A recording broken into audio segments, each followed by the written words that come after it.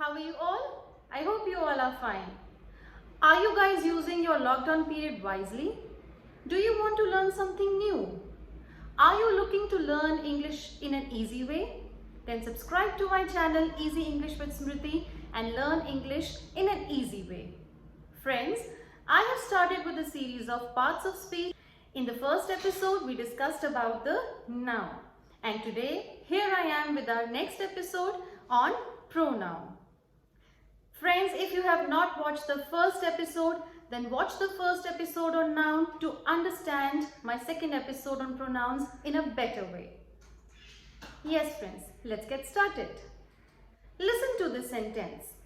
Rita is my friend. Rita is very nice. Rita is very beautiful.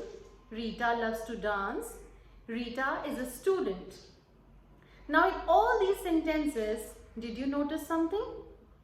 Yes, I am talking of one girl, that is Rita, and I have used the word so many times in every sentence.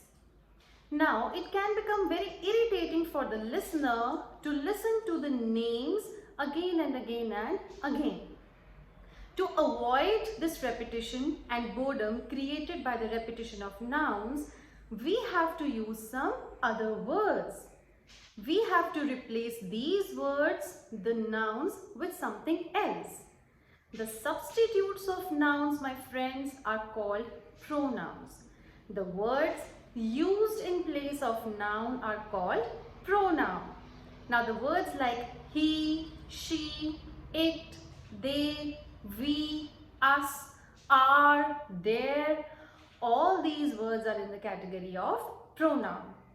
Now, if I say Rita is my friend, she is very beautiful, she loves to dance, she is very tall, this will be easy for the listener to understand and it will not become boring. So, for this reason, we have our next part of speech for today, that is the pronoun. Now, pronouns can be used in different sentences in different situations. Let's study the different types of pronouns. So let's get started. Now friends, there are different types of pronouns. Personal, possessive, demonstrative, interrogative, relative, intensive, reflexive and indefinite. Now these names might sound a little difficult, but they are not that difficult to understand. So let's get started with the types one by one. Now, personal pronouns are those which refer to a specific person or thing, and they will change with the change in gender or number of the subject. In this, we have words like he, she, it, they, we, us, them.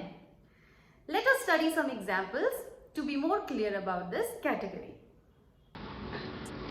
Let's read the following sentences. She is beautiful. We completed the work. I am ready for it. They are new here. In these sentences, the words she, we, I and they are personal pronouns as they are referring to some person. It can be the person who is talking. It can be the person we are talking to, or it can be the person we are talking about. To the next category, that is the possessive pronouns. Now possessive pronouns are those which show possession.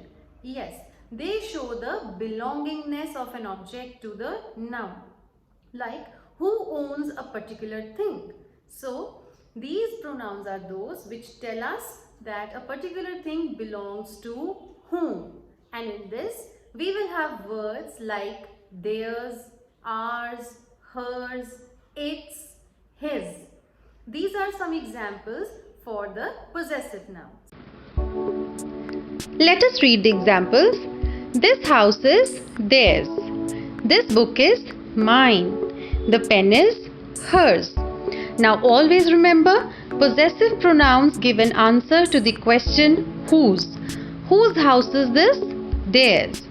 Whose book is this? Mine. Whose pen is this? Hers. So the words which give an answer to the question whose are the possessive pronouns.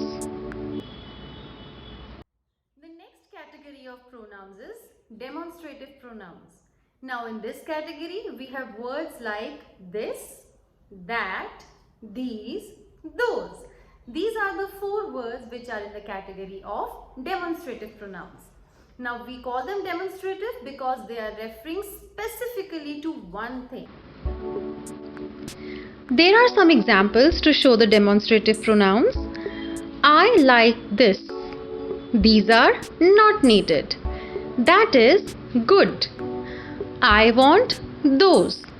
The words here, this, that, these, those, are referring to some particular things.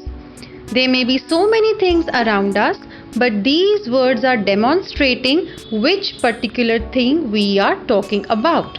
So we are not using the noun here. Instead, we are using the demonstrative pronouns to show what is that particular thing we are talking about.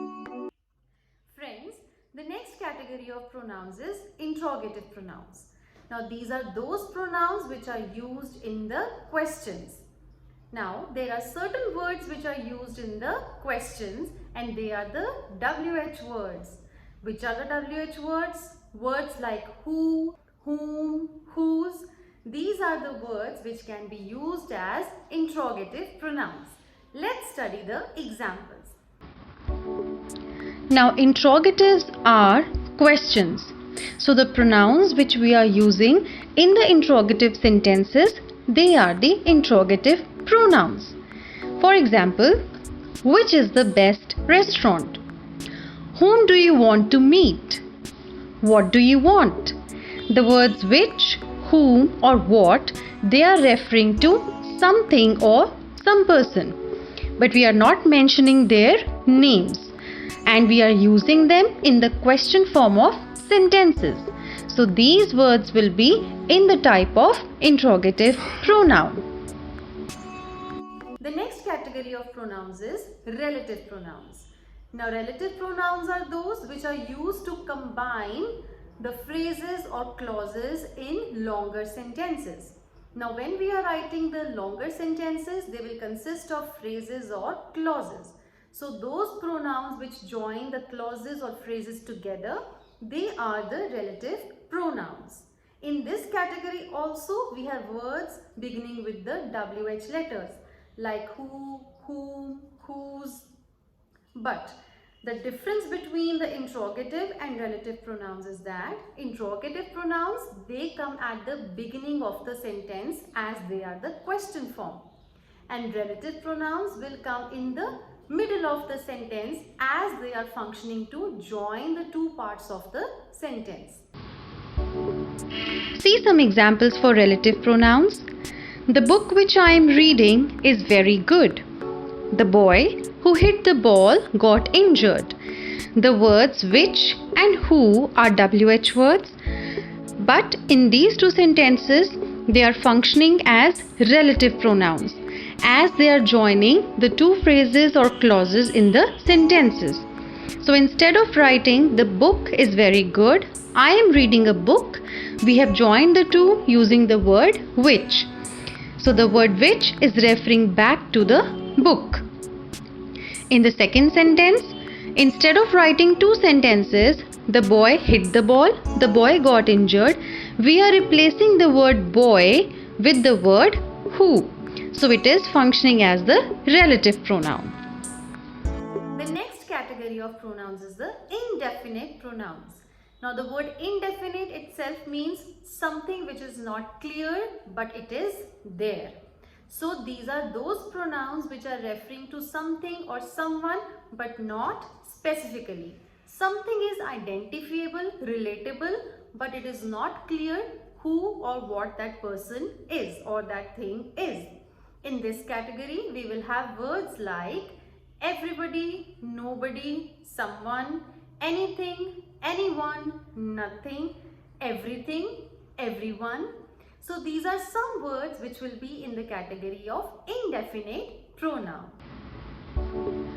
Let's have a look at the examples of indefinite pronouns. Everyone lost their way. No one turned up. Anything will do. I want everything. Now the words everyone, no one, anything everything. They are referring to some person or thing which is not definite to us or clear to us, but it is there. So for them we are using the indefinite pronouns. So these words are in the category of indefinite pronouns. The next type of pronoun is the reflexive pronoun. Now reflexive pronouns are those which refer back to the subject. Subject is the one who we are talking about in a sentence. So reflexive pronouns are those which are referring to the subject itself, and they will come after the action words. In this category, we will have words like myself, herself, ourself, themselves, itself. These are the words which will come in the category of reflexive pronoun. Let us study the examples of reflexive pronouns. You should be proud of yourself. We enjoyed ourselves.